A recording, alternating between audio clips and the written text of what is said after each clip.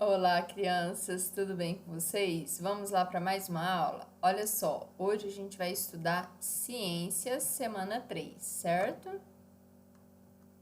Vocês podem estar fazendo um cabeçalho aqui, ó, nessa parte em branco, que dá na página 33, logo antes da semana 3, certo? Na semana 3 de ciência, a gente vai estudar vida e evolução, terra e universo. O objeto do conhecimento é características e desenvolvimento dos animais, características da terra, usos do solo.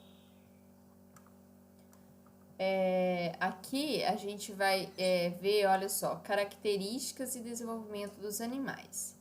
Cara estudante, nesta semana você vai identificar animais carnívoros e herbívoros. Também reconhecer o uso consciente da água e modificação do solo. Olha que bacana, né?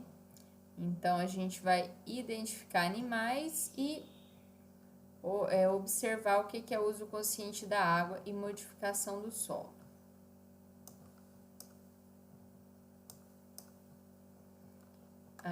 Recapitulando, hábitos alimentares, classificação. As plantas se alimentam sintetizando substâncias orgânicas a partir de células mais simples e obtendo energia do sol para tal. São, assim, autróficas e produtoras da biomassa que sustentará toda a teia alimentar. Animais que se alimentam de partes vivas de plantas ou de algas são chamados herbívoros, né? No entanto, alguns desses podem complementar a dieta com carne, mas de forma bem esporádica. Dentre os herbívoros temos os frugívoros. São aqueles que alimentam de frutos, tal como morcegos, alguns morcegos. Nectarívoros, que é quando tendo o néctar como fonte de energia, como determinadas borboletas, dentre outros. Carnívoros basicamente têm como dieta animais herbívoros. Olha que interessante, né? O ser humano a gente come carne, mas a gente não é considerado carnívoro, tá? O corpo desses indivíduos possui determinadas especializações, tais como garras e dentes afiados, que permitem caçar a presa, rasgar e triturar os tecidos animais de forma mais ágil. Escorpiões, leões, joaninhas se alimentam de pulgões. Gente, a joaninha se alimenta de pulgão! Olha que curioso, tá vendo? Então, ela é um animal carnívoro. E determinados parasitas são exemplos de animais com esse tipo de dieta.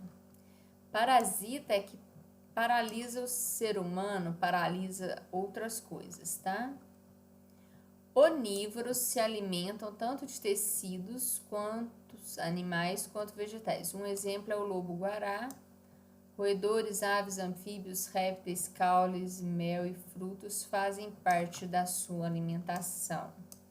Ó, ele come carne, roedor, aves, roedor, anfíbios, roedor, répteis, roedor, caule, mel e fruto. Como fala, aí faz parte das ervas, né? Olha só. Inclusive, o lobo possui um grande papel na dispersão da solânio e a cocarpum, planta conhecida popularmente como lobeira. Ao defecar, libera em suas fezes as sementes do fruto ingerido. Olha que interessante, chama fruta do lobo, né? Quem vai na roça e já foi no mato, vê essa fruta. Vamos ver foto dela aqui?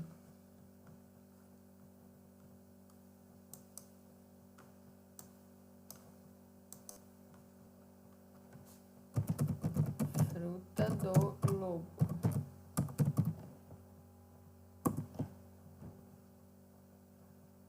Olha lá que jeito que ela é, tá vendo?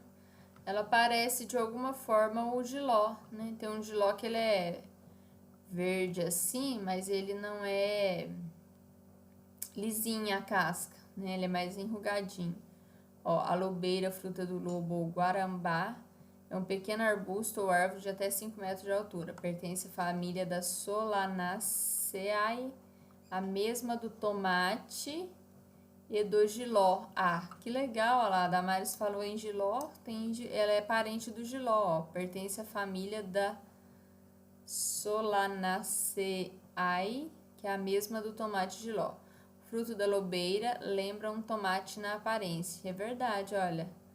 Calmante, combate a diabetes, epilepsia e hepatite. Muito interessante, né? A Damares gosta sempre de aprender. É bem bacana quando a gente aprende, né? Olha só. Isso aqui a gente está fazendo interdisciplinaridade com ciências, né? Então, vamos lá. Na nossa apostila. Aí foi encontrado no site do UOL, disponível em brasilescola.ol.com.br. Foi escrito esse texto por Mariana Araguaia e o título é Hábitos Alimentares e Classificação. Agora temos outro textinho. Sobre o uso consciente da água. Atualmente, a água doce utilizada para o uso humano é equivalente a 580 metros cúbicos por cabeça ao ano. É importante constatar que a maior parte desta água é destinada à agricultura e indústria e, em último lugar, o uso doméstico. O maior problema é a poluição, desperdício e má distribuição, que é obsoleta, avariada e insuficiente para atender 35% da população. Olha só, essa frase, como que fala? Vamos ler de novo? Eu achei ela bem complexa, né? Pra gente entender, ó. O maior problema é a poluição, desperdício e má distribuição, que é obsoleta, avariada e insuficiente para atender 35% da população. Vamos ver o significado dessa palavra obsoleta e avariada, porque para a gente entender melhor aí, né? Obsoleta. Olha lá, apareceu o significado.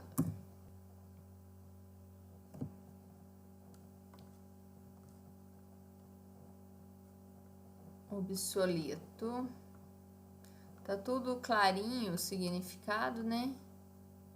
Mas olha lá, ó, vamos entrar numa aqui.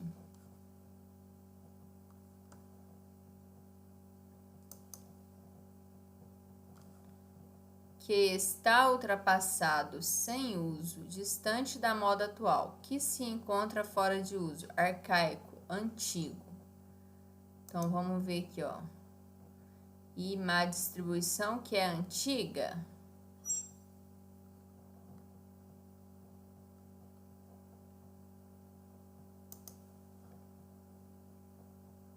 Tá.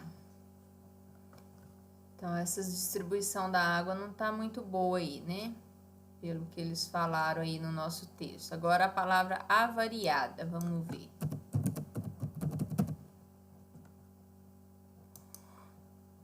Ó. Avariado. Danificado ou estragado, que possui ou sofreu avaria, danos. Tá. Então, estragado. Então, vamos substituir lá para a gente ver se fica melhor a compreensão. O maior problema é a poluição, desperdício e má distribuição, que é antiga. Voltar lá. Estragada, danificada. E má distribuição, que é antiga, estragada e insuficiente para atender 35% da população. Além disso, mais da metade dos municípios brasileiros não possuem rede de esgoto ou áreas de tratamento. o que reduz ainda mais os níveis de água potável. A economia e o uso consciente da água precisam ser praticados. Para o uso consciente da água, comece com boas práticas. Então, faz tempo que a Damares tem falado sobre isso, né? Essa questão de poluição das águas. A gente precisa, né? Eu até marquei um dia que eu quero conversar lá com o nosso prefeito em Ibiraci, sabe? Para perguntar quais os planos que ele tem, né, para resolver esse problema de jogar esgoto doméstico nos córregos, sabe? Porque é realmente assim, daqui para frente a gente precisa de preocupar, né? Porque tem duas opções, ou fala assim, cada família vai ser responsável por tratar o seu cocô e seu xixi. Só que aí, no meu entendimento, é muito mais complicado o município falar para cada um cuidar do seu cocô e do seu xixi, né? É mais fácil juntar esse cocô e xixi de todo mundo numa estação de tratamento de esgoto e pegar pessoas que estudaram química, enfim, que sabem lidar com essa... Porque, assim, é uma situação complicada, né? Imagina, o cocô é super fedido, né? O xixi também. E aí, você neutralizar esse fedor, então, assim, é um conhecimento especializado que se demanda, né? Então, eu acredito que juntar o de todo mundo e a gente fazer esse tratamento desse esgoto é a melhor opção. E aí, naturalmente, como tudo na vida, né, tem um custo para isso, não é? Por exemplo, quando a gente vai fazer igual agora a Damares faz faculdade, se a Damares quer ter o diploma, né, de graduada, a Damares vai pagar por isso, caso não estude numa escola pública, né, numa faculdade pública. Se eu preciso de um xerox ou de uma impressão de alguma coisa, eu preciso pagar por isso, e eu pago pelo serviço que a Copasa, o SAI, envia água para minha casa, eu pago pelo uso da minha energia, né? Se a pessoa tem condição, ela vai colocar aquela energia fotovoltaica, mas ainda é muito caro, né? Então a gente acaba pagando para a CEMIG pela energia por trazer energia até a nossa porta, certo? Então, assim, é uma despesa que ela vai ser necessária, porque, olha só, se eu mando esses poluentes para o meio ambiente, o que vai acontecer? Hora que a Copasa for tratar a água, vai gastar muito mais produto químico, e a gente sabe que os produtos químicos causam mal para a nossa saúde, né? Uma das causas de câncer hoje é o cloro da água, né? Junta aos agrotóxicos que caem, né? Que os produtores rurais usam, os conservantes da salsicha, os conservantes da linguiça calabresa. Então, tudo isso vai interferindo negativamente na nossa saúde. Então, se a gente consegue tratar essa água na cidade, essa água contaminada, né, dentro da cidade, o que vai acontecer? É positivo porque vai evitar que jogue mais poluente para a cidade próxima a Ibiraci, né? Porque eu lembro de assistir uma vez uma palestra com uma pessoa que cuida da Agência Nacional das Águas, e ela compara os nossos rios ao nosso sangue, né? Para eu detectar a minha saúde, ver se eu tô saudável ou não, o que faz? Faz exames e aí vê se eu tô com colesterol, se eu tô com glicemia, enfim, qual o problema de saúde que eu tô tendo, né? E aí, pra gente saber sobre o problema do meio ambiente, a gente faria uma análise da água, não é? Então, se eu mando cocô e xixi pra água, pouco provável que essa água esteja fácil de lidar com ela, né? Quer dizer, eu vou chegar lá e vou tomar ela, né? A Damares assiste um programa na televisão, não sei se alguém já teve a oportunidade de assistir, chama Largados e Pelados. E aí eles são colocados no meio de uma floresta e eles precisam de sobreviver nessa floresta, sabe? Ou num pântano, enfim, numa área assim difícil, né? De sobrevivência, de conseguir alimento. E aí, nesse programa, a gente vê com clareza a importância de uma água limpa, sabe? Tem gente que, assim, geralmente, eles podem levar uma coisa. Porque, assim, tem um programa que eles ficam de dupla, né, no meio ambiente, e tem programa que eles ficam de tribo, que é mais gente. Mas aí, nesses programas, você pode levar uma coisa, sabe, para você sobreviver lá. Aí o pessoal, o que o pessoal escolhe? O pessoal escolhe levar uma panela. Porque se você tomar uma água contaminada, é certo que você vai passar mal e pode até sair do programa, sabe? Porque assim, a água tá esterilizada é essencial para a saúde humana, tá? Então eu penso assim que a gente precisa de evoluir o raciocínio no sentido de conseguir esse tipo de tratamento de esgoto aí, né, para nossa cidade.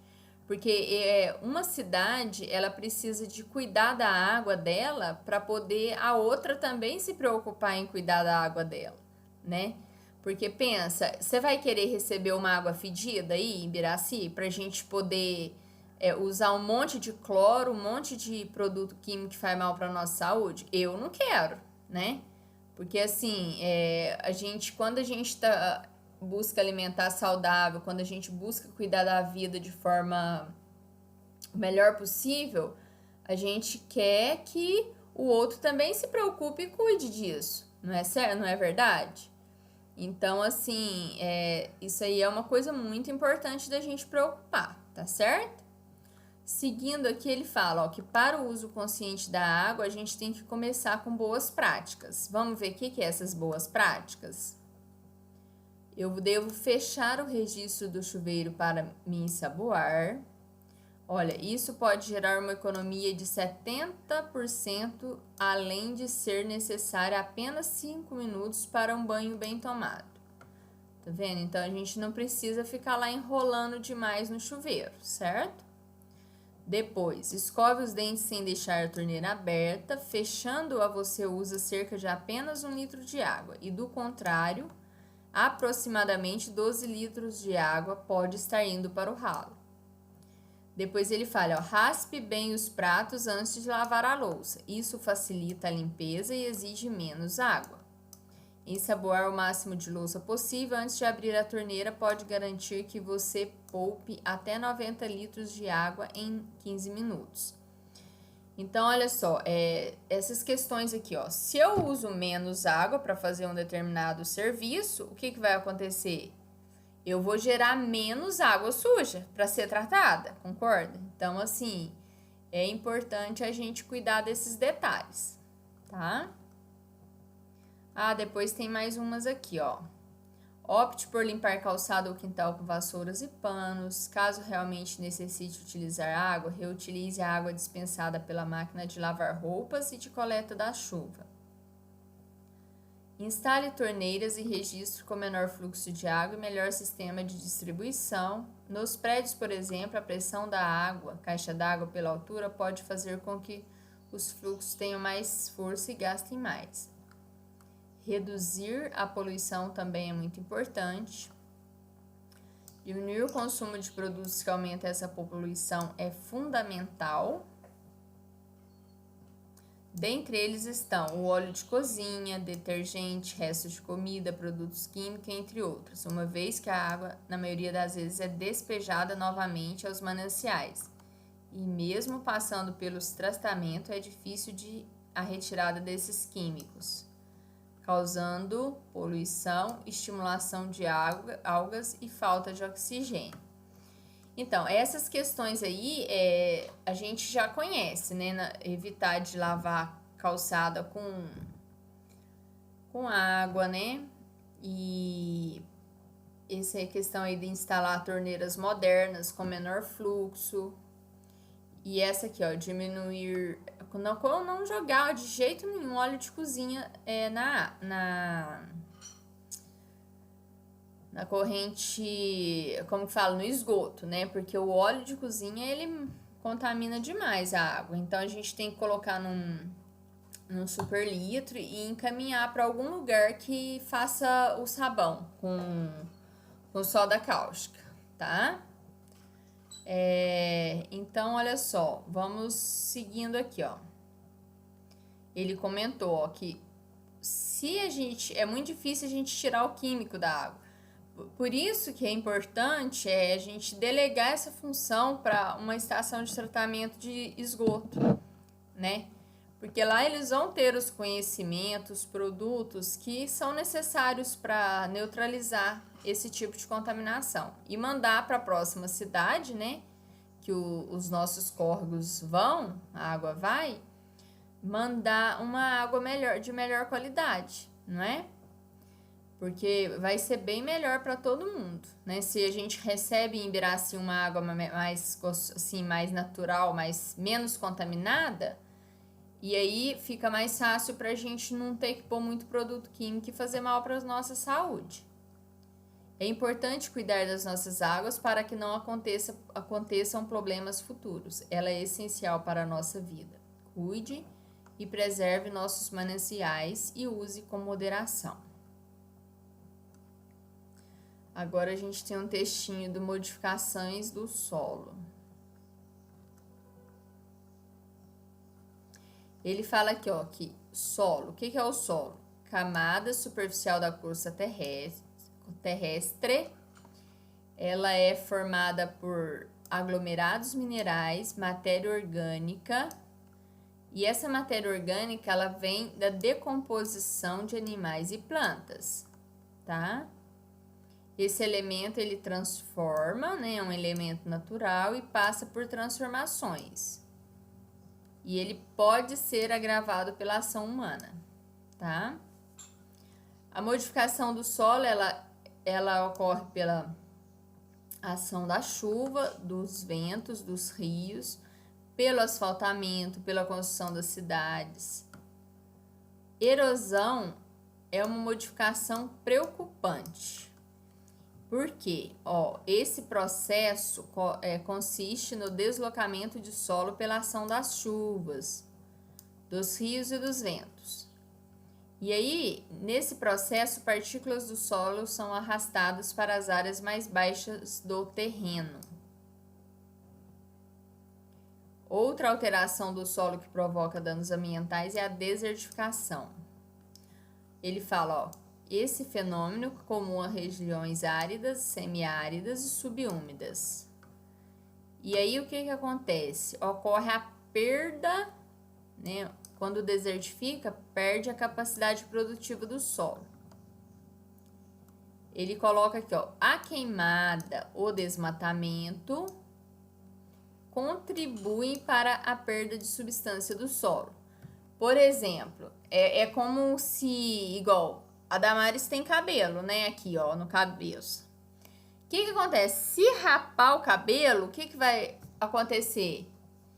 Se eu for andar no sol, vai queimar o meu couro cabeludo, né? Se eu tiver com cabelo, já não é tanto, né? Que vai estragar. E é a mesma coisa a questão da terra.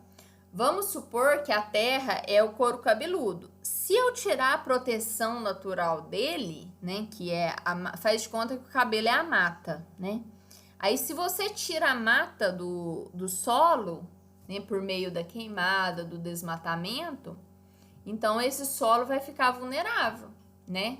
Ele vai ficar exposto às intempéries, que é os ventos, o sol, né? Então, o que a gente tem que preocupar? A gente tem que tentar tomar muito cuidado com essa questão de fazer queimada. Queimada é considerado crime ambiental e desmatar também, tá? Então, ele fala aqui, a erosão, a desertificação, elas podem ocorrer por fatores naturais, mas elas são aceleradas pela ação do homem, tá? Através de queimada, desmatamento, técnicas agrícolas inadequadas, mineração, expansão das áreas urbanas, impermeabilização do solo. Quando a prefeitura, né, loteia um terreno, eles impermeabilizam o solo de alguma forma, né? Aí o que acontece? Quando vem água da chuva, pode gerar enchente, pode gerar acidente, né? Com carros e pessoas. Vocês veem muito isso no noticiário falar disso em cidade grande, né? Que impermeabilizou o solo, aí a hora que vem a chuva não penetra para dentro da terra e gera um monte de transtorno para as pessoas, né? Tanto é que quando a gente vai construir uma casa num terreno, o engenheiro fala com a gente, você tem que deixar um pedacinho de terra sem colocar cimento, porque para poder, se quando vier água da chuva, entrar um pouco de água para dentro da terra, certo? Sendo assim, algumas medidas são necessárias para preservar o solo, tais como a manutenção da cobertura vegetal, o reflorestamento, planejamento das construções, técnicas agrícolas, menos prejudiciais aos solos. Vamos reduzir desmatamento, queimadas, entre outras.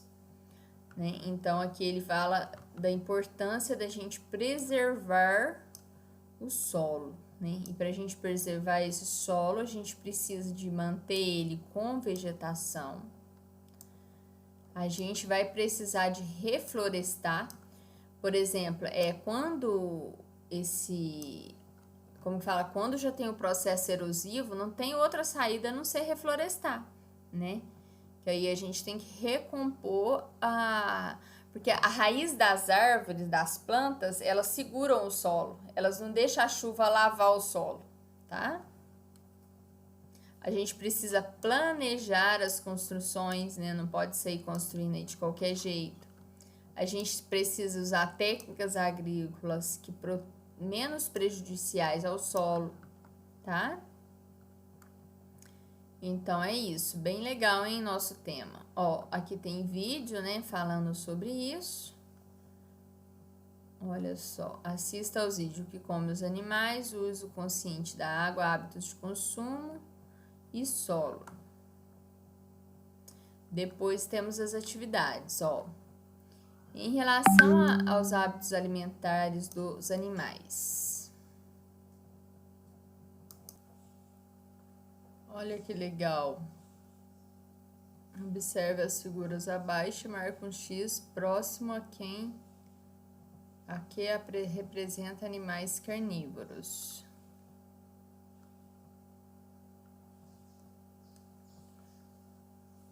Olha esses dois. Observe as figuras abaixo e marque um X próximo a que representa animais herbívoros. Depois, sobre o uso consciente da água, responda: quais medidas são tomadas em sua casa para evitar o desperdício da água? Vamos colocar sobre isso. Durante o banho, qual medida você deve tomar para evitar o desperdício da água? Deixar a torneira aberta durante a escovação dos dentes é uma ação que ajuda a evitar o desperdício da água. Podemos afirmar que o asfalto é um componente não natural produzido pelo ser humano para cobrir o solo? Acabou. Aqui vocês vão estar fazendo o cabeçalho para a próxima aula, tá? Vai ser a semana 4, né? Então, por hoje é só. Fiquem com Deus. Até uma próxima aula. Tchau, tchau!